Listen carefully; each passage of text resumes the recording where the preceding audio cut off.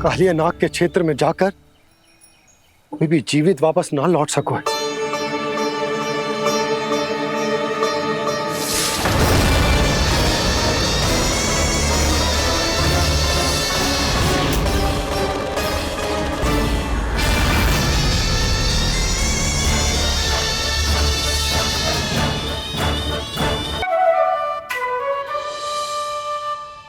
जब से कान्हा का जन्म हुआ है ना, मैं तब से देख रही हूँ, तब से हम पे कोई भी संकट आती है ना, तो अचानक से कोई अपरिचित हमारी सहायता करने आ जाता है और जाते समय कान्हा की आज्ञा लेके जाते है और कभी कभी तो इसे प्रभु बोल के जाते है। बाबा संभालो। यशोदा, इस जानकी को चढ़ो है और विचित्र विचार तुम्हारे मन में है। अरे सब जानते हैं कि हमारा परिवार राजसी, तुम्हें पता ना चलते हो पर हमारे कान्हा को सब राजकुमार ही समझते हैं देखकर, इसीलिए उसे सम्मान देने के लिए सब ऐसा ही करते हैं, और कोई बात ना है।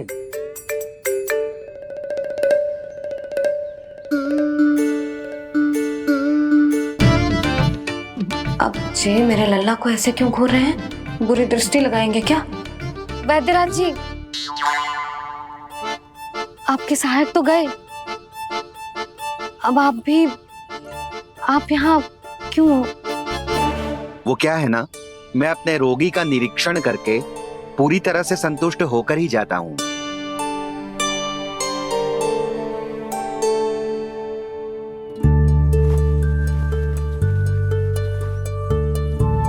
हाँ, संकेत तो अच्छे हैं, कल सुबह तक बिल्कुल ठीक हो जाएगी। धन्यवाद वैद्य जी।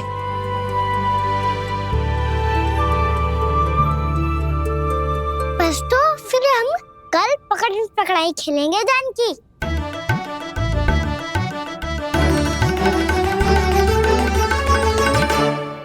भानु, बंसी, जाकर उस क्षेत्र के चारों ओर बाड़ बनवा दो और वहां सूचना पट्ट भी लगा देना, ताकि जानकी के साथ जो हुआ है वो किसी और के साथ ना हो। शीघ्र जाओ। जी ठीक।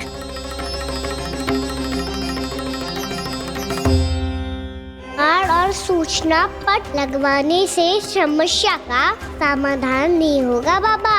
निर्दोष पशु सूचना पट देखकर भी कुछ समझ नहीं पाएंगे।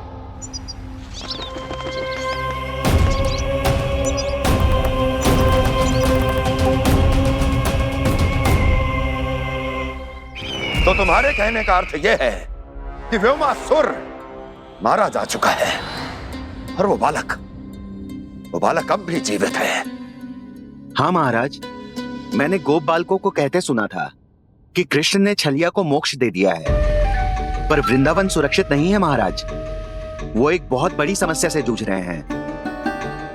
कैसी समस्या? गांव के निकट क्षेत्र में किसी विषैले सर्प का निवास है।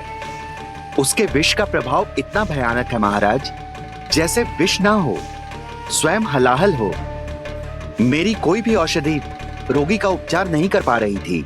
निकट के क्षेत्र में कहाँ है वो सर्प?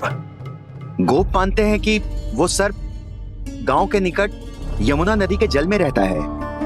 मुझे तो लगता है महाराज, ये कालिया नाग की कथा कोई किंवदंती या लोक श्रुति नहीं, एक सच्चाई है, एक विषैली सच्चाई।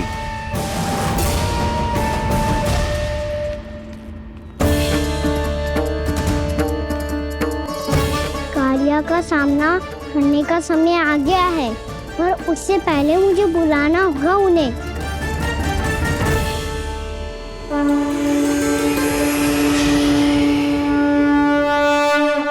संसार के दारुण भय का नाश करने वाले, सभी कष्टों का हरण करने वाले, विश्व का समस्त ऐश्वर्य प्रदान करने वाले, कमल जैसे लोचन, मुख और चरणों वाले आजानुभुज श्री राम को मैं बार बार नमस्कार करता हूँ। आपदामपहर्तारं दातारं सर्व संपदा, लोकाभिरामं श्री रामं भूयो भूयो नमाम्यहम्। कागभूसोंडी, कागभूसोंडी, कागभूसोंडी। प्रभु क्षमा करें, मुझे जाना होगा।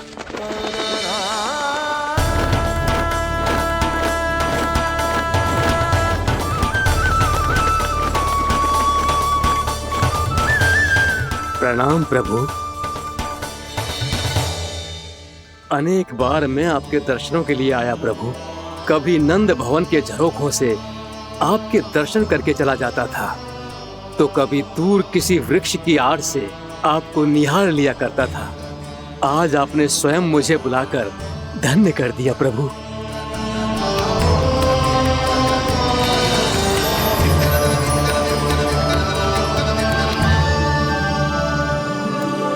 मैंने आपको यहाँ एक विशेष कारण से बुलाया है। आपके श्राप से इस कालिया नाग को मुक्त करने का समय आ गया है। ये तो बहुत ही उत्तम समाचार है प्रभु।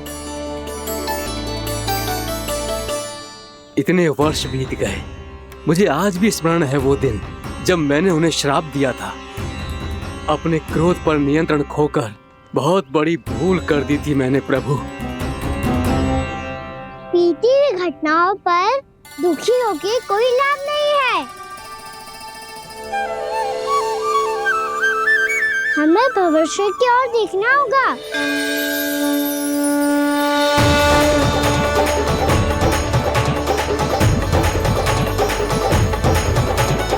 आदेश कीजिए प्रभु, क्या आज्ञा है आपकी? जब मैं कालिया नाग का सामना करने जाऊं, तो आप यही रहेगा। आपको अपने आप पता चल जाएगा कि कब क्या करना है। और हाँ, लौटते जाते समय नारद मुनि से कहिएगा, वो आकर मुझसे भेंट करे। अवश्य प्रभु, प्रणाम। क्या इसने सच्ची में देवर्षि नारद को बुलाया है? नारायण नारायण, आपको संदेश भेजने की आवश्यकता नहीं थी। आप स्मरण करते और मैं चला आता। तुम्हारा कल्याण हो नारद।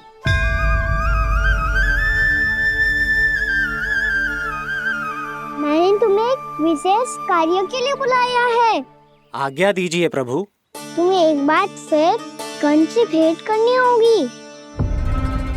विचार कीजिए महाराज, क्या आप बिना किसी शंका के कह सकते हैं कि कौन सी पंखुड़ी पहली है और कौन सी आठवीं? उस दुष्ट से भेंट करना स्वयं कीचड़ में उतरने के समान है प्रभु। कमल पुष्प प्राप्त करना हो तो कीचड़ में उतरना पड़ता है नारद। आपका आदेश तो मैं स्वप्न में भी नहीं टाल सकता प्रभु। कंस कालिया नाग के बारे में जान गया है, पर वो उसका सामना करने का साहस नहीं कर पाएगा। मैं आतुर हूँ प्राप्ति, मूर्ख नहीं। मेरी बुद्धि फिर नहीं गई है। मैं स्वयं उस कालिया जैसे महाविषैले सर्प के सामने खड़ा हो जाऊं और अपने ही काल को आमंत्रित कर लूं। तो फिर अपने लाभ के लिए उसका प्रयोग करने का कोई और उपाय सोचिए स्वामी। कुछ ऐसा कीजिए कि यमुना नदी का पूरा जल विषैला हो जाए और वृंदावन वासी उसका उपयोग करे, और आपका काल कहलाने वाला वो बालक स्वयं काल के गाल में चला जाए। उत्तम उत्तम सुझाव है प्राप्ति। अब मुझे उस कालिया तक पहुंचने का मार्ग ढूंढना होगा। उसको विवश करने का कोई उपाय ढूंढना होगा, क्योंकि व्यक्तिगत रूप से उससे भेंट करना असंभव है। असंभव। आप सही कह रहे हैं प्रभु। कंस में उतना सामर्थ्य नहीं कि वो कालिया नाग का सामना स्वयं कर सके। वैसे तो कालिया गरुड़ देव का भी सम्मान नहीं करता, तो फिर वो कंस का सम्मान क्यों करेगा भला? नहीं करेगा, पर कंस तुम्हारा सम्मान अवश्य करेगा नारद। तुम्हारी बातें भी सुनेगा और मानेगा भी। ये मेरी योजना का बहुत ही महत्वपूर्ण भाग है। तुम कंस के पास जाओ और कहो कि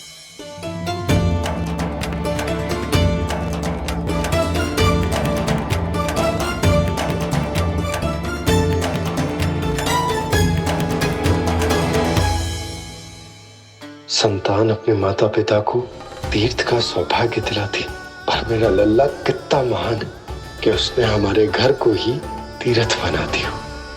ऐसा तीर्थ जहां मेरी आंखों के सामने भक्त और भगवान का मिलन हो रहा है। जो आज्ञा प्रभु।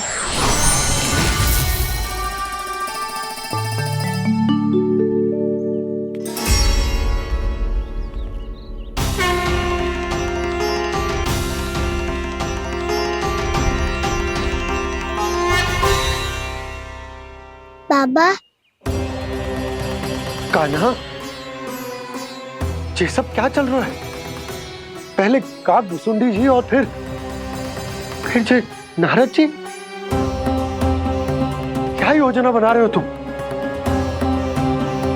कान्हा, बताना लल्ला, क्या सोच रहे तू? कान्हा देख, अगर तुझे अपने बाबा को ना बताना हो ना, तो अपने भक्त को बता दे। क्या सोच रहे हो लल्ला? क्या करने वाले हो आप?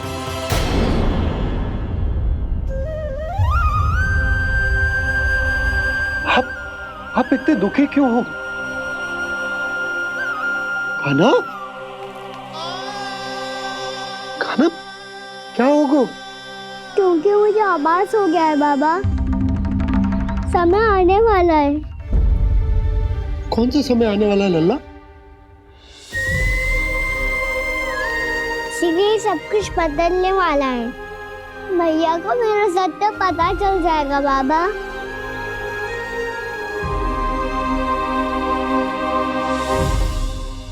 पर लल्ला, इसका काक भुसुंडी और कालिया नाग से क्या संबंध है? ऐसा क्या हुआ था और क्या होने वाला है?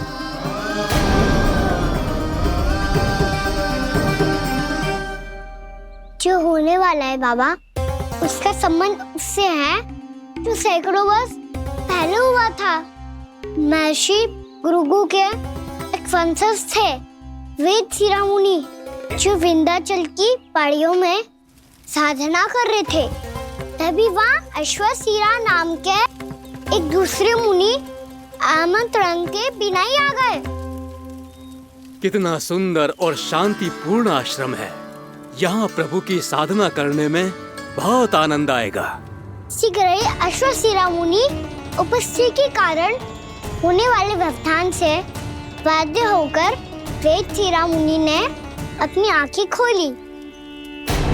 कौन हो तुम और यहाँ क्या कर रहे हो? आपके आश्रम में बहुत शांति है मुनिवर। साधना करने के लिए बहुत ही उत्तम स्थान है ये। मैं चाहता हूँ कि मैं भी यहाँ। आप यहाँ साधना करना चाहते हैं, लेकिन इतना भी नहीं जानते कि किसी के आश्रम में प्रवेश करने से पहले उसकी आज्ञा लेनी चाहिए।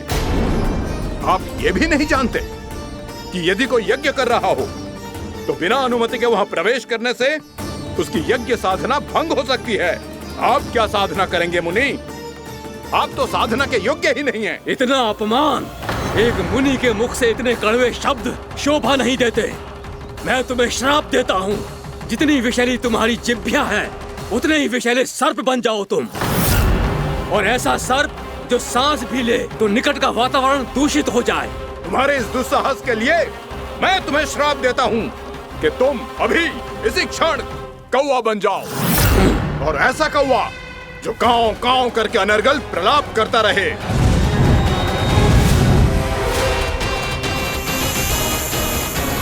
ये मैंने क्या किया? ये मैंने क्या किया? क्रोध के कारण दोनों ने एक दूसरे को श्राप दे दिया। पर दोनों ही मेरे भक्त थे, और भगवान होकर मैं अपने भक्तों को इतनी कठिनाई में कैसे देख सकता था? इसीलिए जिस संकट में उन दोनों ने अपने आप को फंसा लिया था, उसका समाधान करने में मैं उनके पास गया।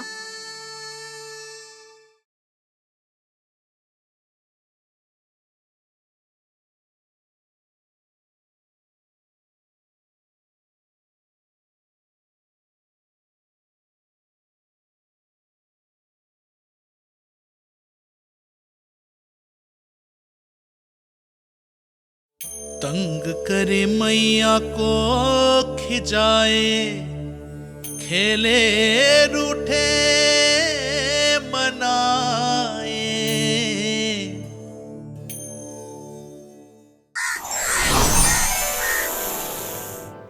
देखिए ना प्रभु, ये क्या हो गया हमसे। हमारी रक्षा कीजिए प्रभु, मार्ग दिखाइए हमें। क्रोध पर नियंत्रण ना होने के कारण आप दोनों ने एक दूसरे को बहुत ही भीषण संकट में डाल दिया है।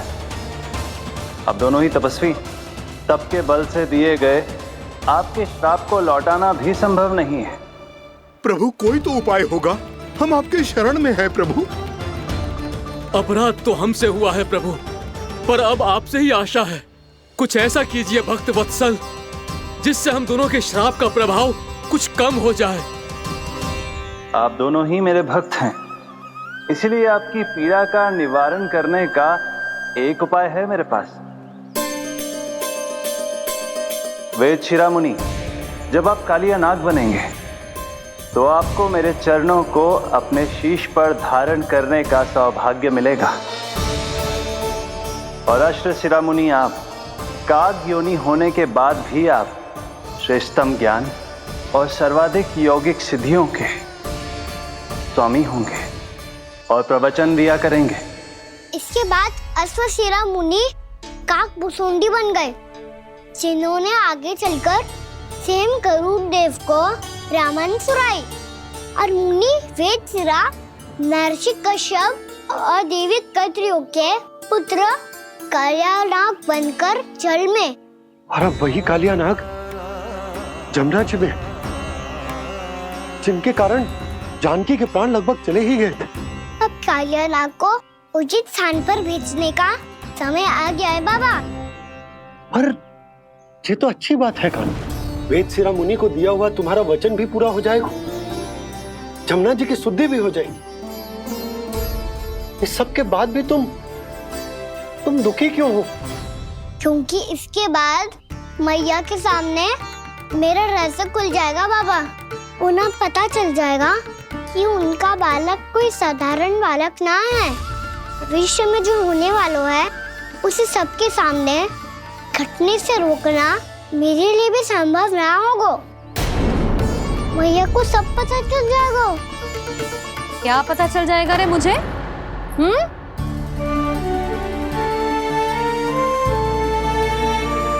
यही कि सबसे अधिक प्रेम मैं आपसे ही करता हूँ। अब बस भी कर, चलो भोजन के लिए बुलाने आई थी तुम दोनों को।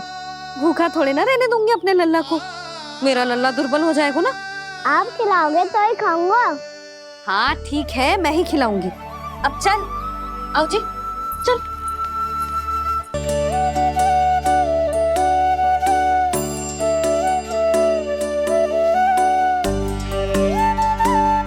मैया खेलो ना मेरे साथ। मैया सुनो ना, मेरी बात ना मानोगी? अभी बहुत कार्य पड़े लल्ला, देख जानकी को औषधि भी देने जानो है ना। औषधि मैं दे दूंगा, फिर तो खेलोगी ना आप मेरे साथ। पिछले कुछ दिनों से अपनी मैया का अधिक से अधिक प्रेम पाने का प्रयास करो है कान्हा। इसका तो एक ही अर्थ हो सकता है कि कछु बहुत बड़ो होने वालों है। कान्हा रुक जा लल्ला। कान्हा क्यों तंग कर रहा है? मैया को पहन लेना। कान्हा, कान्हा, ये क्या करो तूने?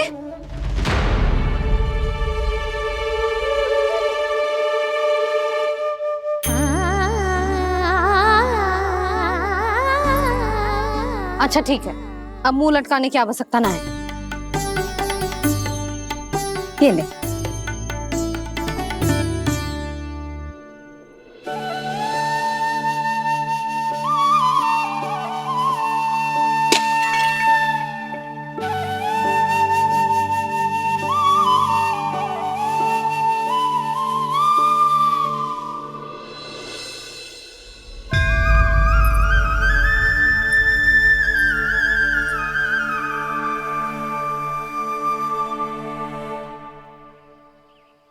तंग करे मैया को खिजाए, खेले रूठे मनाए,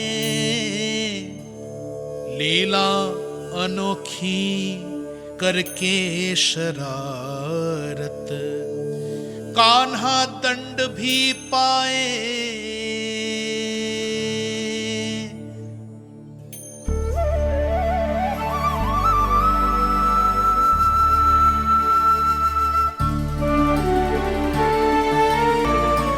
रूठना मनाना, खेलना खिलाना, पहले शरारत करके क्रोध दिलाना और फिर क्षमा मांग लेना, ये सब जानबूझकर कर रहे है कान्हा। जैसे जीवन भर के लिए अपनी मैया की ममता को अपने हृदय में समेट कर रखना चाहते हो। कैसे कैसे करूं उस कालिया से मित्रता, कैसे करूं उसका उपयोग?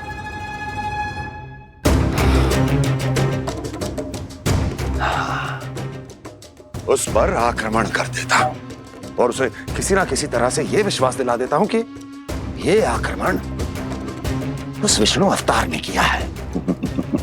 फिर वो क्रोध में आकर सारे वृंदावन वासियों को अपने विष से समाप्त कर देगा। उचित है, ये उचित है। नारायण हरि, नारायण हरि।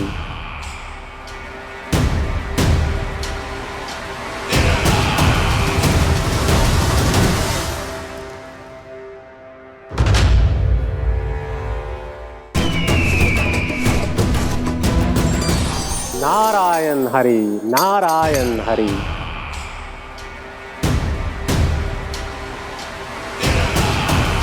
प्रणाम देवर्षि।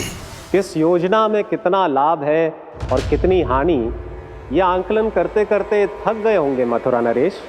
देवर्षि, आज मेरा ध्यान कैसे आ गया आपको? आप तो सदैव ही मेरे ध्यान में रहते हैं महाराज कंस। सत्य तो यह है कि मथुरा में जो भी हो रहा है मुझसे छिपा हुआ नहीं है। मैं जानता हूं कि आप किसी भी असुर को वृंदावन क्यों ना भेजें, और वो असुर कितना भी शक्तिशाली क्यों ना हो, कृष्ण का सामना नहीं कर पाता। या तो पराजय स्वीकार करके आपके पास लौट आता है, या तो फिर वीर गति को प्राप्त हो जाता है।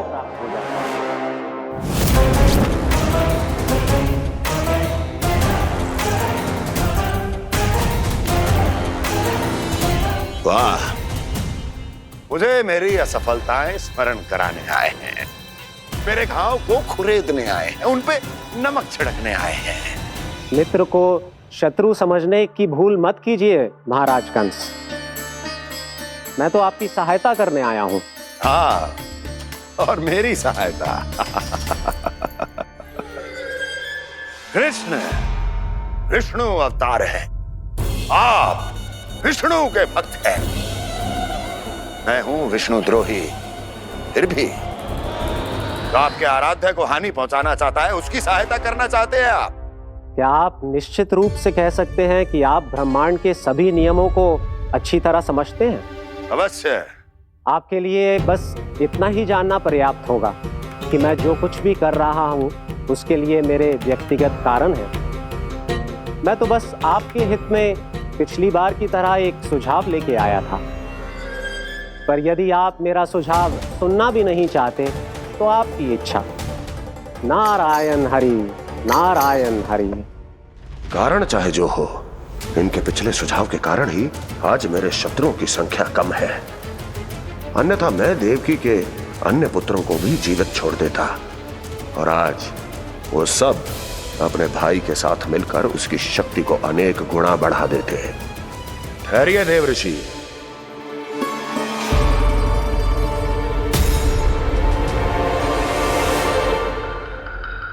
बताइए, क्या सुझाव है आपके पास?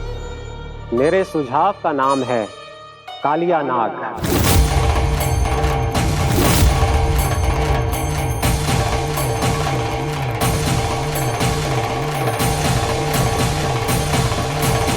उसके विषय में मैं जानता हूं देवर्षि।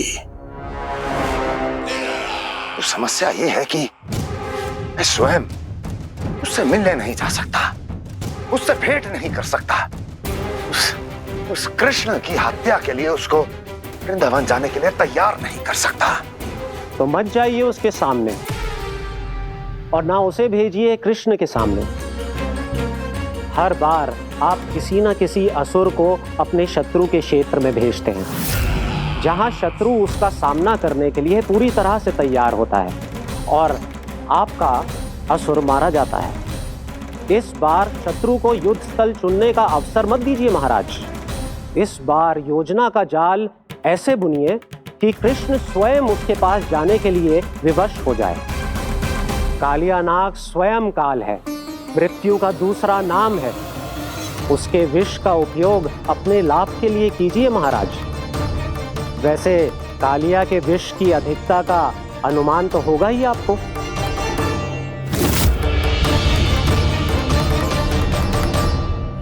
एक बार जो उसके क्षेत्र में पहुंच गया, फिर उसके विष से बचना असंभव है।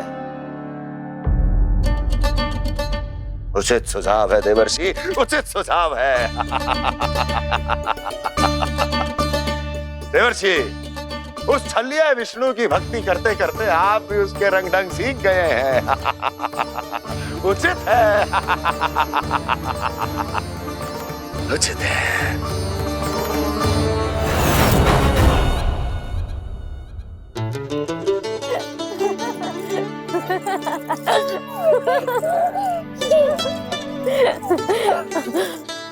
बस बस, बहुत आनंद ले लियो लल्ला। बस अब दूध पी ले। ठहर ठहर, गर्म है। जी ले ले।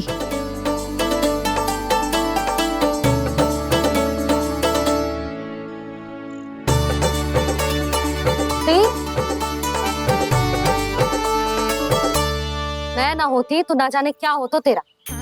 अपने आप दूध भी ना पी सकते है, भावला कहीं का। आपकी इस प्रेम के लिए तो मैं धरती पे आया हूँ मैया। मैं भी यही सोच रहा हूँ यशोदा कि तुम ना होती तो मेरा क्या होता। इसी बात पे थोड़ा दूध और कजू खाने को दे दो। अरे मैं तो भूल ही गई। तनिक ठहर जाओ जी, दूध पी लेना तो आपके लिए भी कछु ले आती हूँ।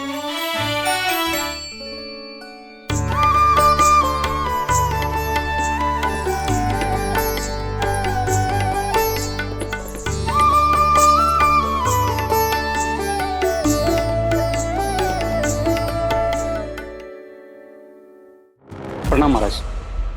आपकी आज्ञा के अनुसार बिल्कुल वैसा ही पत्र तैयार किया है जैसा आप चाहते थे।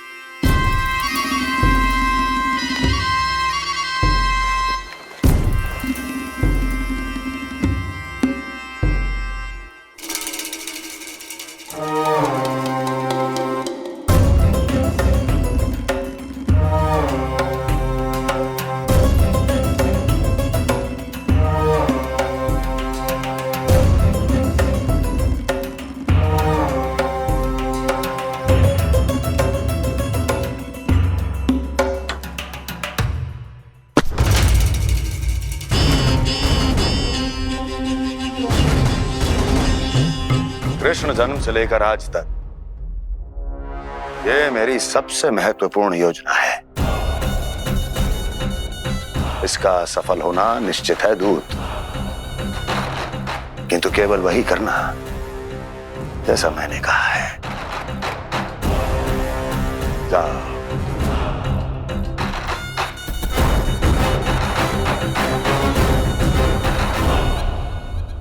कान्हा,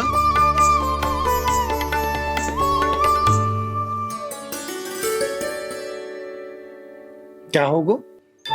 बाबा मैं चाहता हूँ कि मैया की स्वमता क्रिस्टल फ्रेम की वर्षा मुझ पे सरते ऐसे होते रहे। वो तो होती रहेगी लल्ला। अपने लल्ला के लिए किसी मैया का प्रेम कभी कम हो सकता है भला? नंदराज, वो मथुरा से एक दूत आयो है महाराज कंस का राजपत्र लेके।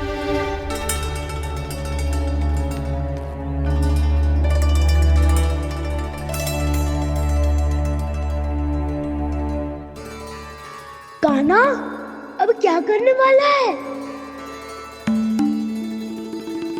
तेरे बाबा कहाँ गए? हाँ? कंस मामा का खेल आराम हो गया है, पर मैया वो सब सुनेगी तो वैरती चिंतित हो जाएगी। बस थोड़ा बाहर गया मैया, कछु खा लिए से। बाहर इस समय? मैया क्या होगा? मैया देखो ना, पीठ पे कछु हो रहा है। मेरा हाथ ना पहुंच रहा, आप करो ना। दिखा। यहाँ? क्षमा करना मैया, पर अभी बाबा को ही संभालने दो ये सब। कहिए, क्या संदेश लाए हैं आप? नहीं नंदराज नहीं। महाराज कंस का आदेश है कि ये संदेश सभी गांव वालों के साथ ही पढ़ा जाए। ठीक है, मैं गांव वालों के सामने पढ़ दूंगा, पर मुझे तो दीजिए पढ़ने के लिए। महाराज की आज्ञा का पालन करना आपके लिए भी आवश्यक है नंदराज। सभी गांव वासियों की सभा बुलाइए। बंसी, सभी गांव वालों की सभा बुलाओ। राजपत्र में ऐसा क्या संदेश भेजो है कंस ने?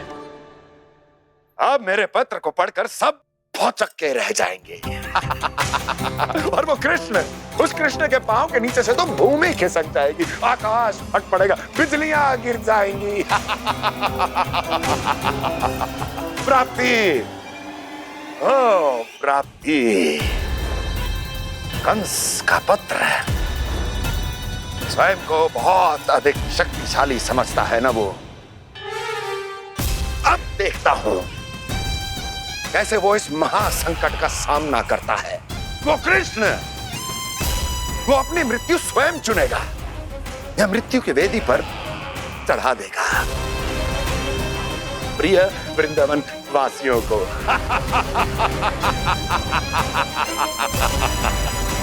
अब आएगा आनंद प्राप्ति, अब आएगा आनंद। सबको इकट्ठा करवा के ही पढ़वाएगो। अवश्य ही कोई विशेष संदेश दिया होगा कंस ने। मैं भी यही सोच रही हूँ सुलक्षणा जी, कछु ना कछु तो विशेष है, पर जे हो क्या सकता है? हाँ, बात तो सही है। ऐसा क्या हो सकता है? सभी गांव वासियों के सामने कहा जाए, कछु तो विशेष अवश्य लग रहा है। बाहर तक कोलाहल क्यों हो रहा है? मैया, मैया, अब क्या होगा? मैया देखो ना, सर पे कछु हो रहा है। लल्ला, नारायण ने तुझे हाथ दिए हैं ना? पीठ की बात अन्य थी। अपने सिर की सेवा स्वयं कर। सर पे तो हाथ पहुंच रहा है ना?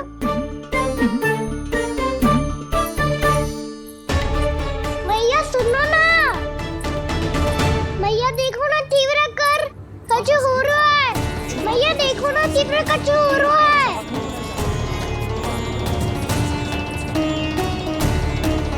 सब लोग आ चुके हैं, अपना संदेश सुनाइए आप।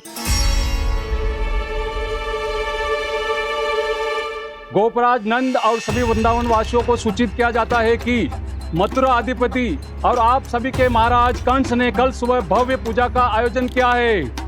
इसके लिए राज्य को वृंदावन के क्षेत्र के निकट यमुना नदी के मध्य में खिलने वाले 1 कोटि कमल के पुष्पों की आवश्यकता है। इसीलिए आप सभी को यह आदेश दिया जाता है कि ये सभी कमल के पुष्प प्रथम पहर से पहले राजसभा में पहुंचा दिए जाए। सारे वो भी प्रथम पहर से पहले कैसे हो सकते हैं? यदि आप ऐसा करने में असफल रहे तो इसे राज आज्ञा का उल्लंघन माना जाएगा और राजद्रोह के आरोप में आप सभी को कड़े से कड़ा दंड दिया जाएगा। स्मरण रहे, यदि कल की पूजा में इन 1 कोटि कमल के पुष्पों का ना पहुंचने के कारण कोई व्यवधान आया तो समस्त वृंदावन वासियों को दोषी माना जाएगा और पूरे गांव को निवासियों सहित धूल में मिला दिया जाएगा। कल प्रथम पहर तक का ही समय है आप सबके पास।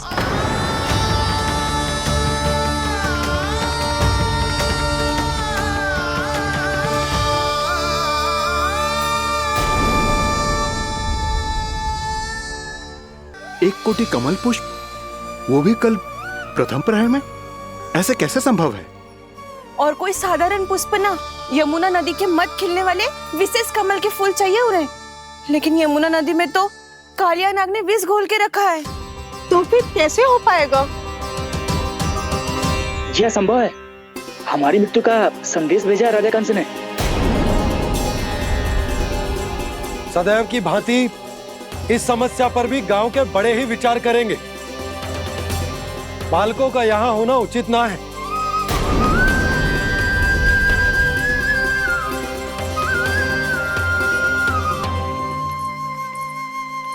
लल्ला, ले जे गेंद ले, जा अपने सखाओं के साथ खेल।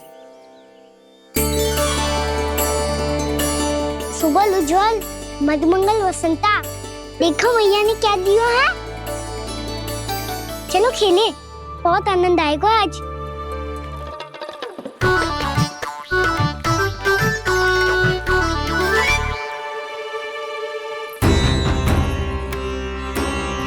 भानु, बंसी, जाओ और शीघ्र ही वो घेरे का कार्य समाप्त करो।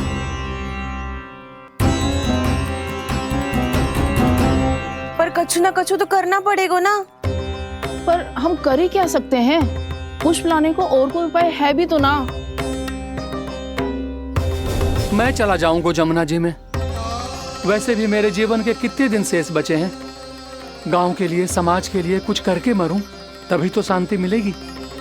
ना काका, यदि आप उस विषैले जल में छलांग लगा भी दोगे, किंतु 1 कोटि कमल पुष्प एकत्रित कर पाना आपके लिए संभव ना है। इससे अच्छा है कि मैं चला जाऊं। यदि मैं मर भी गया तो मेरे पीछे रोने वाला कोई ना है। किसी को कहीं जाने की आवश्यकता ना है। गोप नरेश होने के नाते ये मेरा कर्तव्य है कि मैं आप सबकी रक्षा करूं। नंदराज, आपको जाना है तो जाओ। हरिया, काका, भैया सब चले जाओ। लेकिन आपको पता है वहाँ का जल कितना विषैला है। आप लोग एक क्षण भी जीवित नहीं रह पाओगे। फिर कैसे इकट्ठा करेंगे 1 कोटि कमल पुष्प? आप बात तो सही कह रही हैं शांति। उस दुष्ट कंस ने ऐसी मांग रख के हम सबको फंसा दिया। हम में से कोई भी क्यों ना चला जाए और इस संकट का समाधान ना निकले को। कान्हा, बताना कौन सा खेल खेले? गेंद पकड़ खेलते हैं। पर एक बात सुन लो सब, कोई भी तीव्र गति से ना फेंकेगा गेंद को। भैया ने फ्रेम बनाई है मेरे लिए। सब तैयार हो?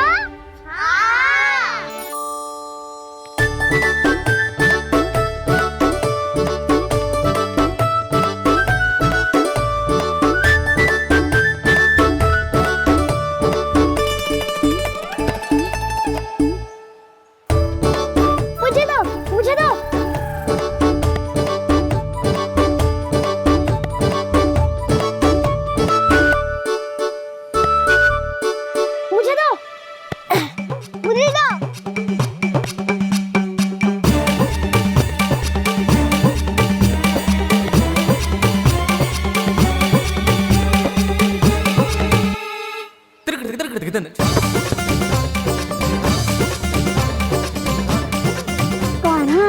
इतनी धीरे से फेंकेगो तो कैसे आनंद आएगो? थोड़ा बल लगा के फेंक। हाँ कान्हा, हम अभी बड़े हो गए हैं, तू अब भी छोटे बालकों की तरह फेंक रहा है।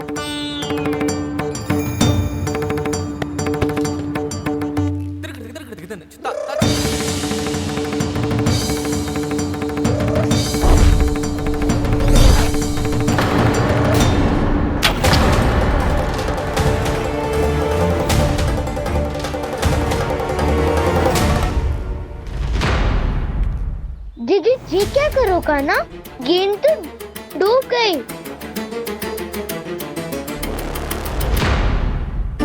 अच्छा, तो ये सब इसकी योजना का भाग था ताकि ये कालिया का सामना कर पाए। तुम सबने तो कही थी तीव्र गति से फेंको। देखो फिकवा दी ना मेरी गेम। मुझसे नदी में। अब मुझे जाके लानी पड़ेगी। रुक जा कान्हा, रुक जा कान्हा। जी क्या बोल रहे थे कान्हा? इसमें तो बहुत संकट है। कोई भी संकट मेरी मैया का उपहार खोने से बड़ा ना है। बहुत प्रेम से बना के उन्होंने दी थी। हे नारायण, कोई उपाय समझ में ना आ रहा है। भैया, हम कैसे करेंगे हम अपने गांव की रक्षा? कीड़े पड़ेंगे उस दुष्ट को। यदि उसके कारण किसी के प्राण चले गए तो कौन सा फल मिलेगा उसे इस पूजा का?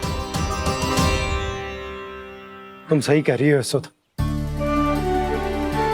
और हमारे पास कोई और दूसरा विकल्प भी तो ना है। यदि हमने मथुरा की राज आज्ञा का पालन ना किया तो इसका दुष्परिणाम पूरे गांव को भुगतना पड़ेगा।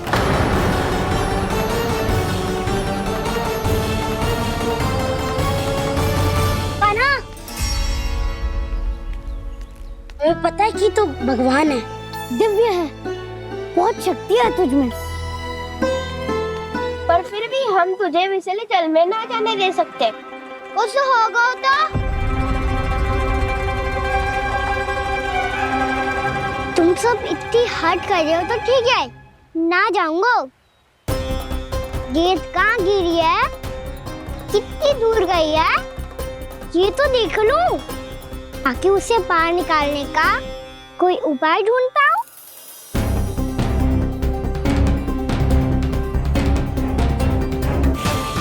हाँ।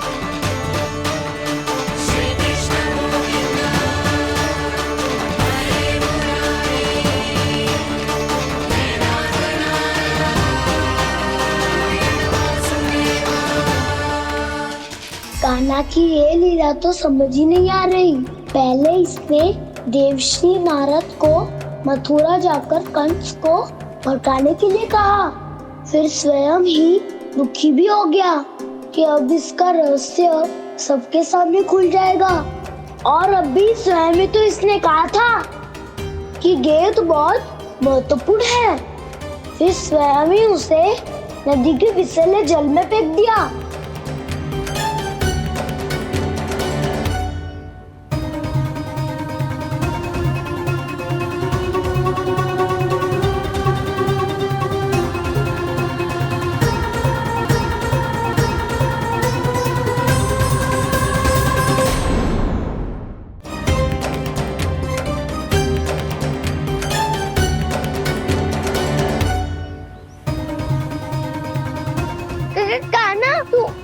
ऊपर क्यों चढ़ रहा है? अरे ऊंचाई से देखूंगा तभी तो गेंद दिखेगी।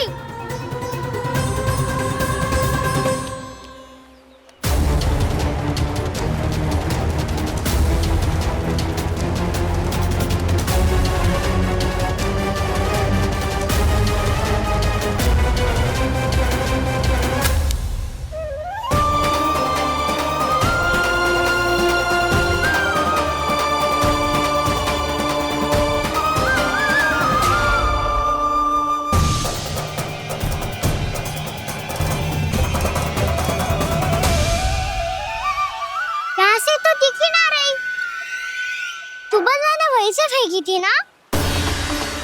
ना वहाँ से फेंकी थी।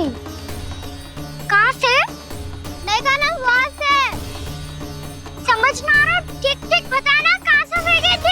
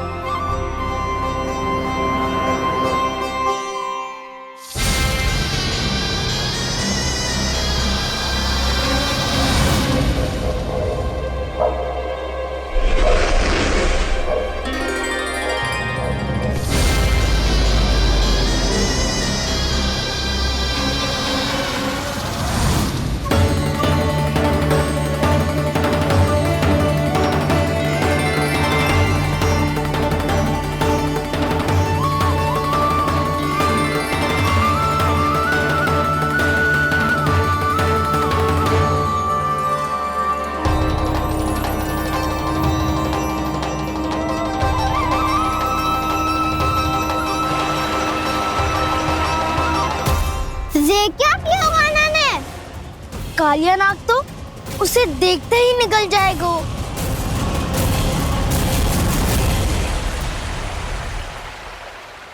तो आरंभ से अब तक सब कुछ उसकी लीला का ही भाग था।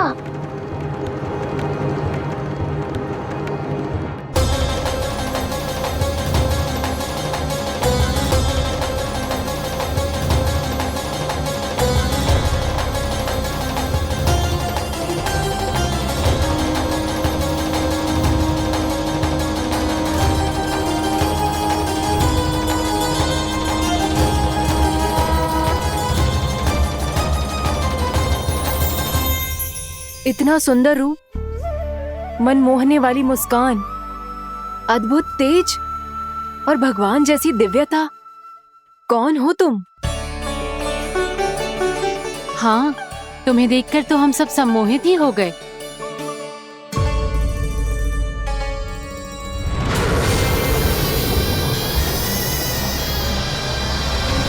तुम जो भी हो बालक, वापस लौट जाओ। हमारा हृदय तुम्हें ही देखते रहना चाहता है, किंतु यदि हमारे पति जाग गए तो तुम्हें अवश्य हानि पहुंचाएंगे। ये बहुत विषैले है बालक, कालकोट जैसे भयानक। इनके विष से तुम नहीं बच सकोगे।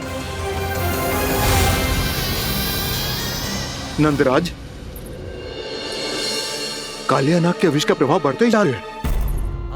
पहले 8 कोस तक उसके विष का प्रभाव था, अब तो 1 योजन से अधिक क्षेत्र में फैलो है। जल पीने के प्रयास से अनेक पशु मारे गए हैं और नदी के निकट के वृक्ष और वनस्पति सब नष्ट होने लगे।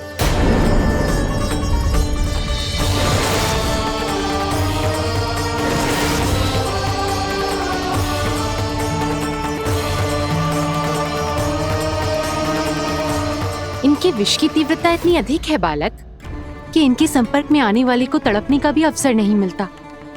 इनके विष की अग्नि क्षण भर से भी कम समय में प्राणवायु को जलाकर राख कर देती है।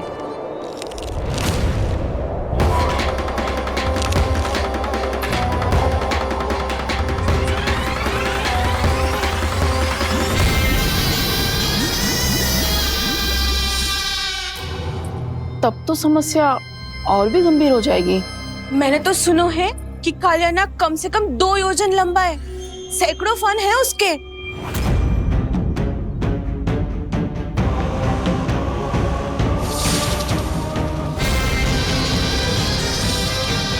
इसका अर्थ तो ये है कि हम दोनों ओर से फंस गए। एक और कंस को 1 कोटि कमल पुष्प देने जो कि कालिया नाग के क्षेत्र में पड़ते हैं, और दूसरी ओर उस कालिया नाग का विष यमुना जी के क्षेत्र में बढ़ता ही जा रहा। इसके कारण हम ही नहीं, निर्दोष पशु पक्षी भी संकट में।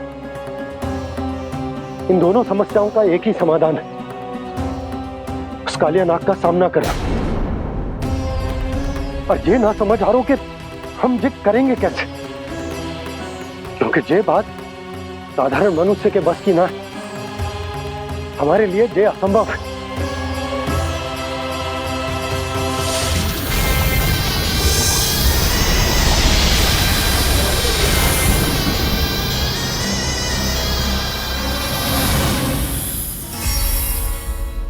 अब तो तुमने अपनी आंखों से भी देख लिया बालक, ये कितने विषैले हैं।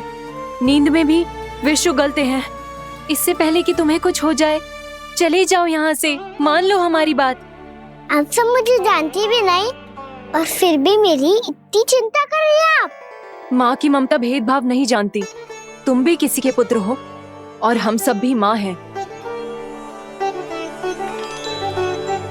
एक माँ को हर बालक में अपनी ही संतान दिखाई देती है, इसलिए हम तुमसे विनती करते हैं, वापस चले जाओ, बचा लो अपने प्राण। मेरी चिंता मत कीजिए, मुझे कुछ नहीं होगा। होगा, अनर्थ होगा यदि ये उठ गए तो।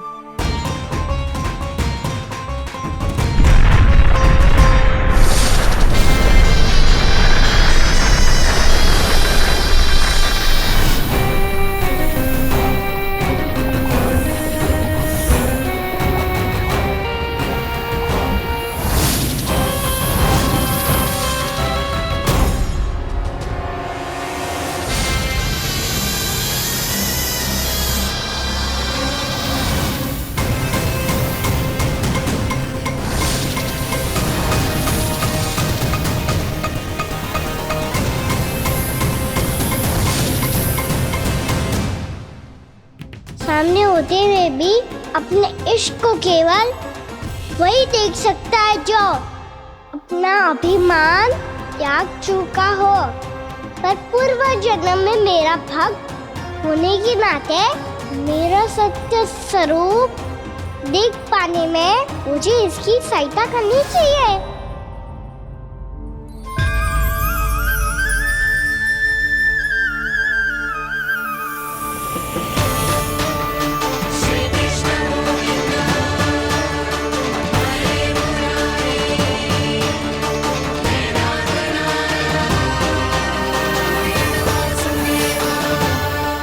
देखो हमारा छोटा सा कान्हा कैसे डट के खड़ा हुआ है, इतने विशालकाय, इतने महाभयंकर सबके सामने।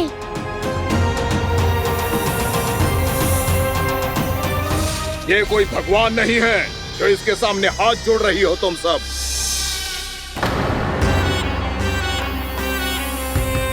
एक सामान्य साधारण बालक है ये, जो ये तक नहीं जानता कि इसके सामने है इसका काल, कालिया।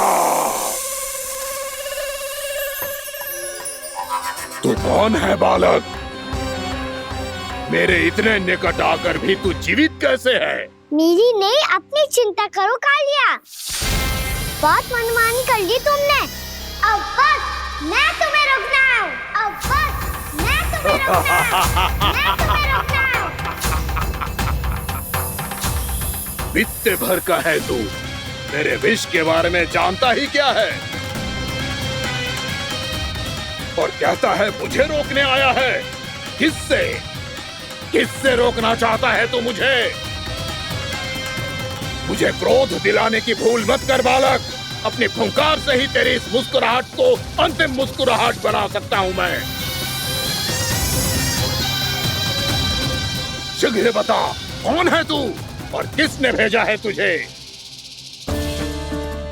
तुम्हें आवाज भी है कि अपनी पुकारों से तुम कितना विष भूल चुके हो। पवित्र यमुना नदी को कितना दूषित कर दिया तुमने। और यही नहीं, तुम्हारे कारण निकट के जीव जंतुओं, वृक्ष, वनस्पतियों सबको हानि पहुंच रही है। तो क्या? मुझे उससे क्या? मुझे है, आपत्ति है मुझे तुम्हारे इस व्यवहार से, और इसीलिए तुम्हें यहाँ से जाना होगा।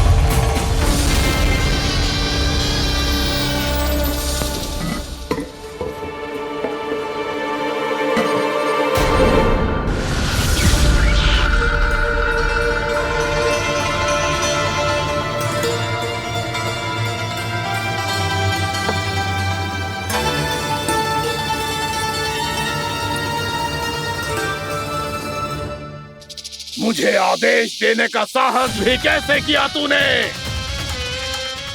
इस क्षेत्र को मैंने अपना राज्य बनाया है, मेरा परिवार रहता है यहाँ,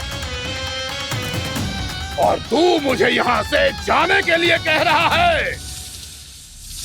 हाँ, क्योंकि तुम्हारे यहाँ रहने के कारण अन्य जीवों को हानि हो रही है, और मैं ऐसा नहीं होने दे सकता। मैं तो बस वही कर रहा हूँ जो एक सर्प का स्वभाव है। विष फैलाना स्वाभाविक है मेरे लिए, इसलिए मुझे चुनौती मत दे बालक। चुनौती तो मैं दे चुका हूँ कालिया। अब तो बस तुम्हें स्वीकार करनी है।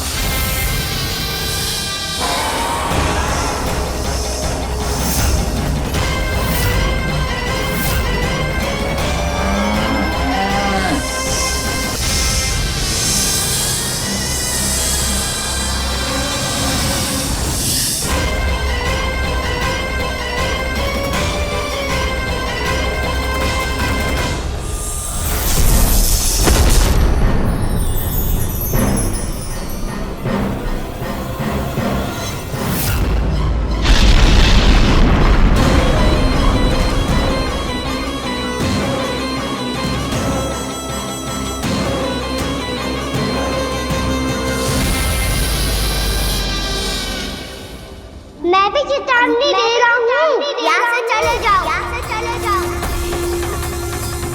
अपनी भूल को पहचानो कालिया, तुम जो कर रहे हो अनुचित है।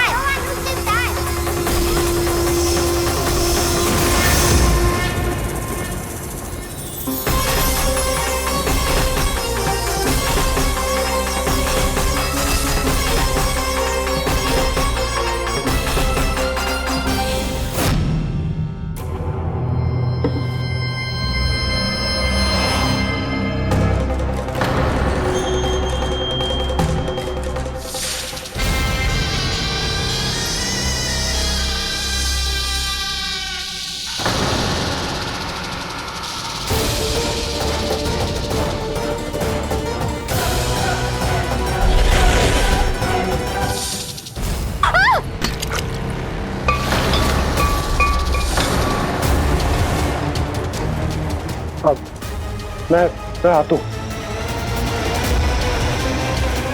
क्या हो गया सुधा? मुझे आवाज हो रहा है जी, कछु ना कछु गड़बड़ है। यशोदा, जो समस्या हमारे सामने है, हम सभी उसका समाधान खोजने में जुटे। तुम विश्वास करो, मैं कोई ना कोई समाधान अवश्य ढूंढ लूंगा। हम कैसे भी करके वो कमल के पुष्प उस कंस तक पहुंचा देंगे। नाना, समस्या उससे कहीं अधिक है, उससे कहीं अधिक बड़ी, उससे कहीं अधिक भयानक है।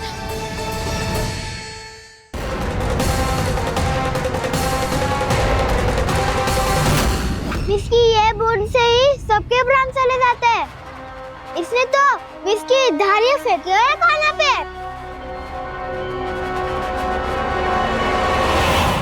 कान्हा कैसे बच्चे को अधिक विष से? इसका विष तो क्या, ये सर स्वयं भी छू तक नहीं पाएगा हमारे कान्हा को।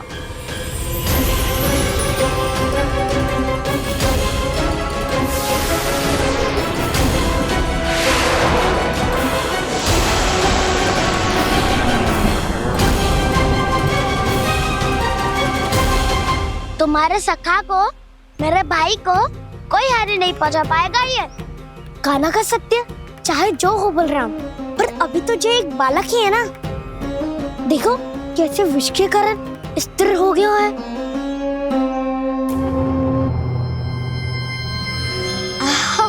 हाउ सर्फ ने कितनी आसानी से अपनी पूंछ से बांध लिया है।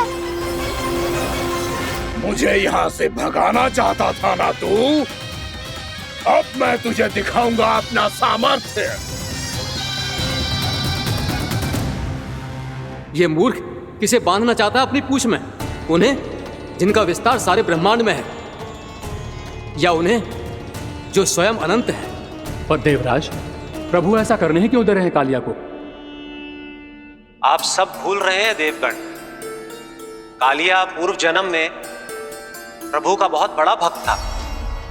उसी भक्ति का फल मिल रहा है अब इसे। वैसे भी भक्तों के मन का भाव सबल हो तो भगवान तो सहज ही बंध जाते।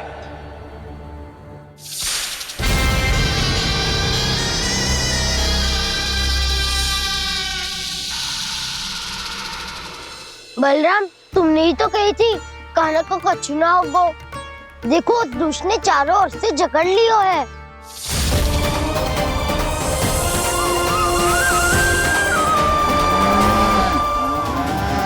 ये क्या कह रही हो तुम?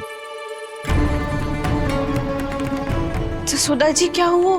घबरा क्यों रही हो आप? सुलक्षणा, मुझे आभास हो रहा है कुछ बहुत बड़ी अनहोनी हो गई है। नंदराज, नंदराज, नंदराज!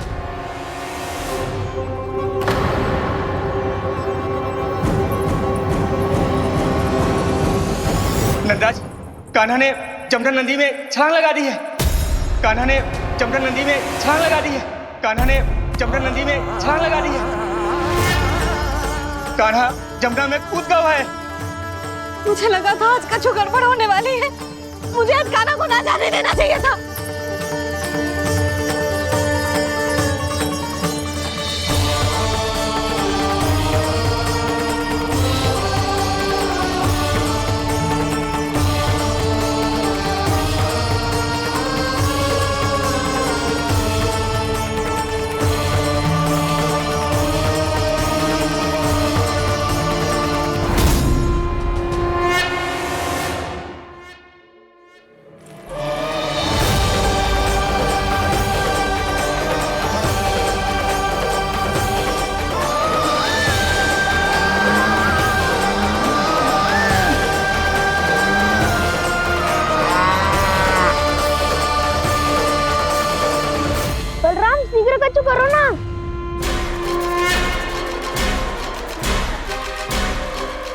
कुछ भी करो पर कान्हा को बचाओ।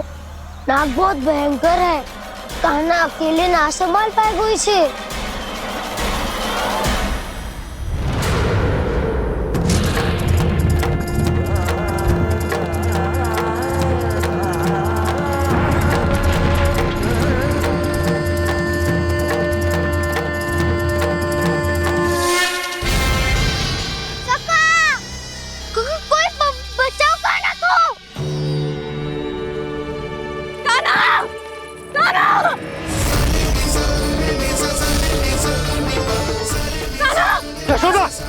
यशोदा रुको। छोड़ दो मुझे, छोड़ दो मुझे। जीजी संभालो, बावली हो गई क्या? जीजी संभालो। कान्हा, कान्हा।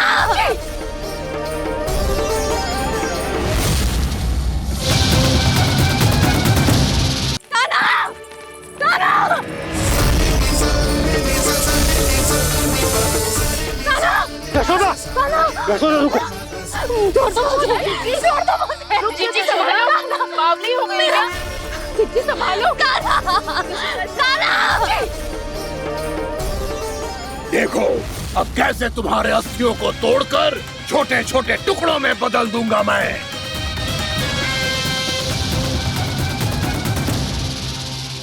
जी आप जाओगी तो आप भी फंस जाओगी। अपने लल्ला के लिए मैं किसी भी संकट का सामना करने के लिए तैयार हूँ। छोड़ो ना यशोदा, हमें कोई और उपाय खोजना पड़ेगा। कोई और उपाय? आप देख ना रही मेरा कान्हा किस दशा में है। कान्हा मैया के वश में नहीं है, नहीं तो ये अपने लल्ला के लिए साक्षात काल का भी सामना कर ले। ये तो केवल कालिया नाग है। हे नागराज, आप मेरे प्राण ले लो पर कान्हा को छोड़ दो। ना नागराज, आप मेरे प्राण ले लो, मैं विरोध भी ना करूंगी। ना नागराज, आप मुझे मार दो पर मेरे कान्हा को छोड़ दो। ना ना ना ना नागराज, मेरे प्राण ले लो, हमारे कान्हा से क्या शत्रुता है आपकी? प्रभु के लिए जो प्रेम यशोदा मैया के हृदय में है, वही इन सभी गोपियों के हृदय में भी है।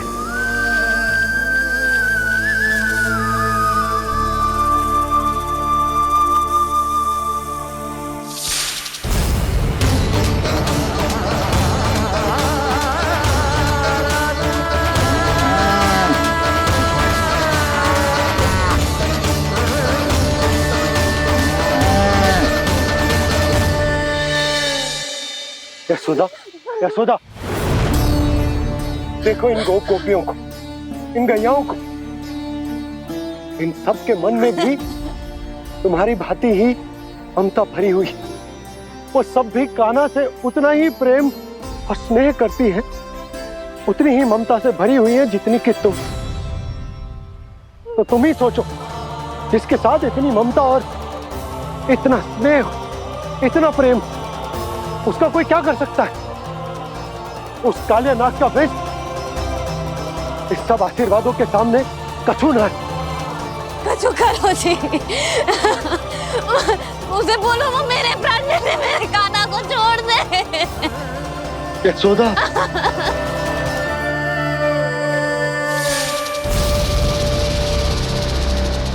केवल इन्हीं में नहीं देवराज, नाग पत्नियों के हृदय में भी ममता का वही प्रेम उमड़ रहा है। देखिए।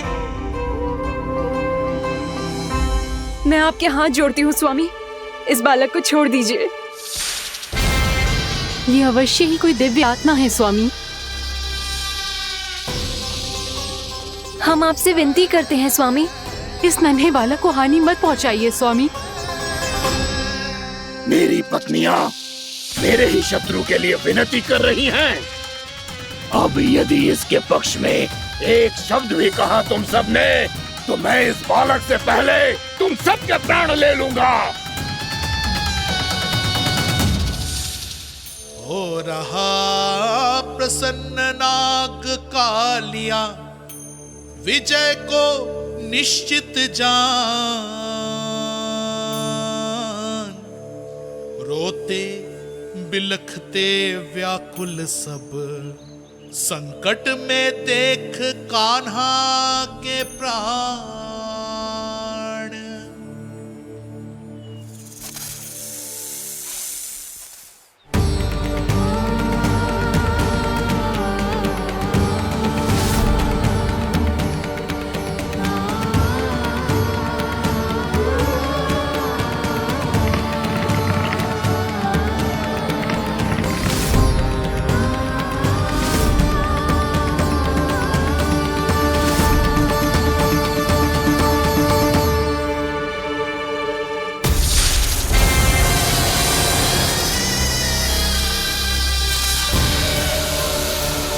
कुछ करो जी, मेरे लल्ला को बचा लो, कोई तो कुछ करो। जीजी संभालो जीजी ना। यशोदा, यशोदा तुम शांत हो जाओ, मैं कान्हा को वापस लेकर आऊंगा, मैं रक्षा करूंगा उसकी। ना नंदराज, नंदराज नहीं, कम से कम आप तो समझो नंदराज, कालिया के पास आप जाओगे तो आप भी फंस जाओगे।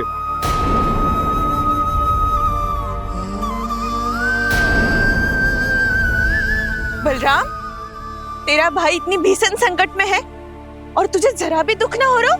क्या आप सब अब तक नहीं समझ पाए कि कान्हा सच में कौन है?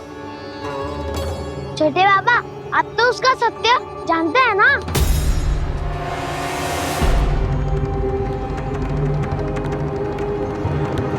मानता हूँ कि आप सब कान्हा के रहस्य के बारे में नहीं जानते, पर क्या उसके जन्म से आज तक घटी एक से बढ़कर एक विचित्र घटनाओं को भी भूल गए हैं आप सब?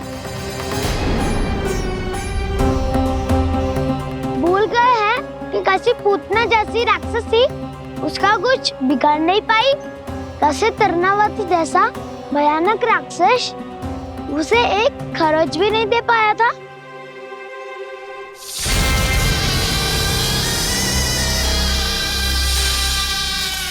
आप सबने अपनी आंखों से देखा था ना, बकासुर से कान्हा की रक्षा करने देवता स्वयं आए थे, पर सत्य तो ये है कि वो सभी देवता भी उस असुर के सामने असमर्थ हो गए थे। तब कान्हा ने बहुत ही आसानी से उस भयंकर असुर का वध किया था, एक ही बार में धराशायी कर दिया था उसे। तो आप सभी सोचिए, बार बार ऐसे असाधारण कार्य करने वाला बालक साधारण कैसे हो सकता है? अब तो आरंभ से ही सारा सत्य जानते हैं छोटे बाबा। रहस्य छुपाने में सदैव कान्हा की सहायता करते आए हैं आप, और आज आप स्वयं ही उसके सत्य को भूल रहे हैं। और तुम सब भी तो जानते हो कान्हा की शक्तियों के बारे में, तो क्या तनिक भी विश्वास ना है अपने सखा पे?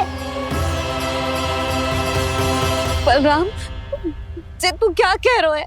मैंने जो कहा उसका एक एक शब्द सत्य है छोटी माँ।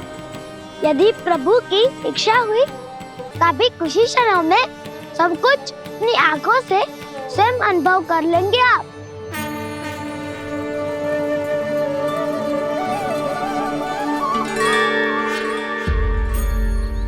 शांताकारं भुजगशयनं पद्मनाभं सुरेशं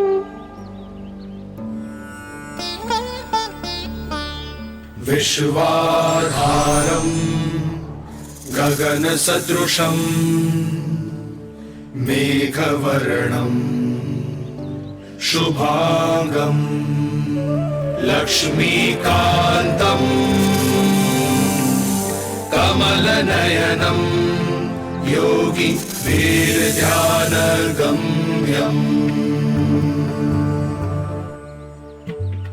वन्दे विष्णुं भवभयहरं सर्वलोकैकनाथम्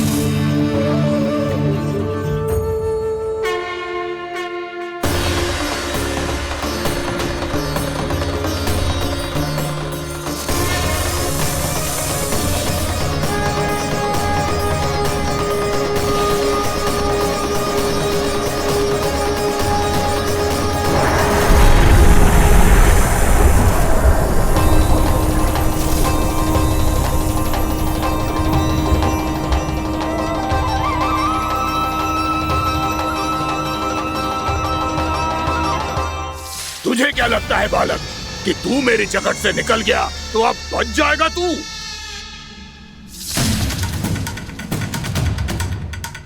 मेरे विष से अपनी प्राण रक्षा करने में सफल रहा, मेरी जगत से भी छूट गया, पर मेरे दंश से नहीं बच पाएगा।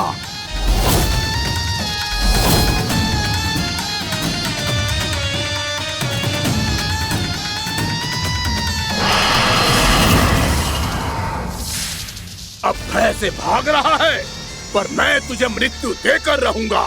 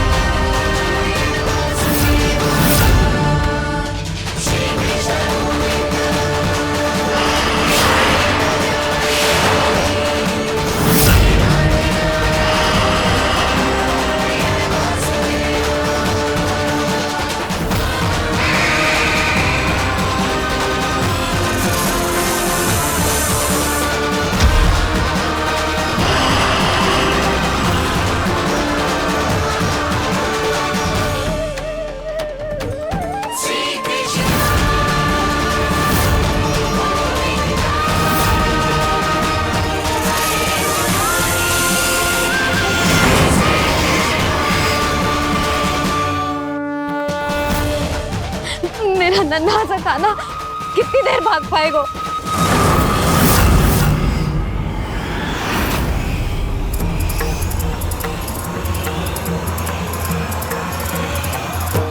और कितनी प्रतीक्षा करोगे मेरी भक्त कालिया? भक्त नहीं, काल हूं मैं तेरा। जब अहंकार का मुकुट बुद्धि को ढक लेता है तो भक्त अपने भगवान को भी नहीं पहचान पाता।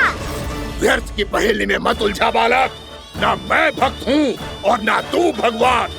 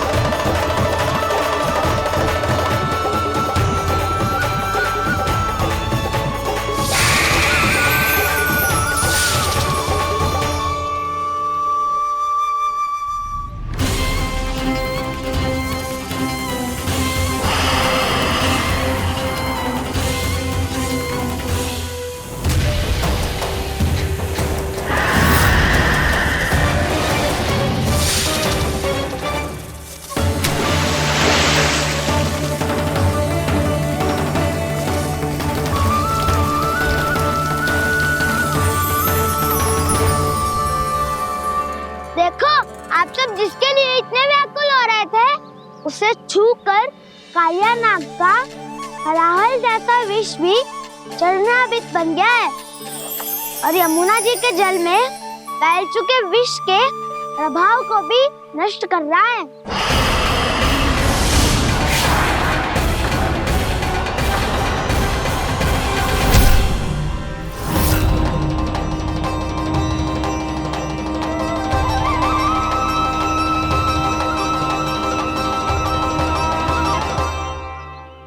धर्म रक्षक, अधर्म विनाशक प्रभु श्री कृष्ण का कौशल सचमुच आदित्य है। नारायण नारायण।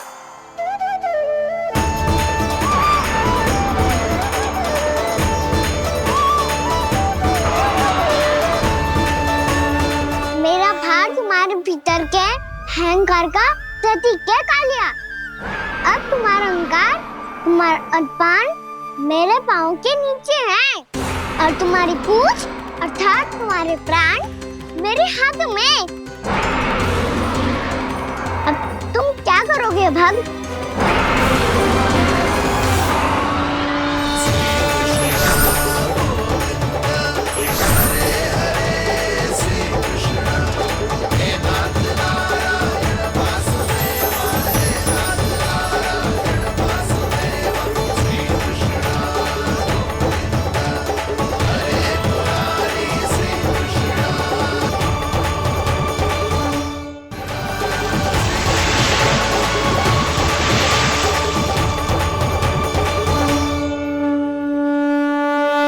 प्रभु, भले ये आपको पहचानने में असमर्थ हो, पर हम सब ने आपको पहचान लिया है।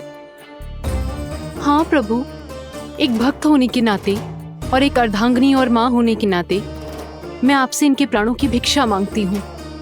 अपनी कृपा दिखाइए और इन्हें क्षमा कर दीजिए। आपके लिए मित्र और शत्रु में कोई अंतर नहीं प्रभु। उसी तरह आपकी कृपा और दंड में भी कोई अंतर नहीं। दोनों दया ही तो हैं, अकारण ही किसी को प्राप्त नहीं होती। हमें विश्वास है कि हमारे पति को मिला ये दंड कोई अभिशाप नहीं है, आपका वरदान है। ये सत्य है प्रभु कि इनसे बहुत से पाप हुए हैं। इनके विष से बहुत सारे जीव जंतु को हानि पहुंची है, पर अब आपके चरण इनके शीश पर पड़ गए हैं। ऐसी कृपा तो बड़े बड़े महान महात्माओं को भी दुर्लभ है, और इन्हें प्राप्त हुआ तो अवश्य ही ये किसी महान पुण्य का ही फल है। हे प्रभु, उन्हीं पुण्य कर्मों की शक्ति का आह्वान कर मैं आपसे विनती करती हूँ, इन्हें प्राणदान दीजिए। मैं अपने इस भक्त को क्षमा अवश्य करूंगी देवियों, यदि ये अपने अहंकार को त्याग कर मुझे पहचान ले तो।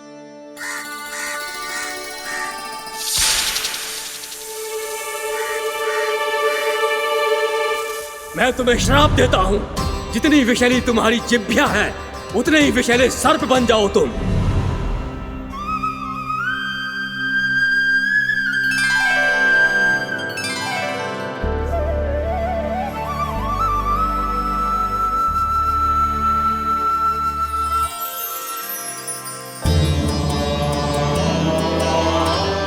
नारायण, मुझे क्षमा कीजिए नारायण। मैं तो आपका परम भक्त था, किंतु मैं आपको पहचान नहीं सका। इसका दंड तो मुझे मिलना ही था, किंतु मैं अब प्रायश्चित करना चाहता हूं। इसके लिए यदि आप मेरे प्राण भी ले लेंगे तो भी मुझे कोई दुख नहीं होगा। मैं अपना जीवन, मृत्यु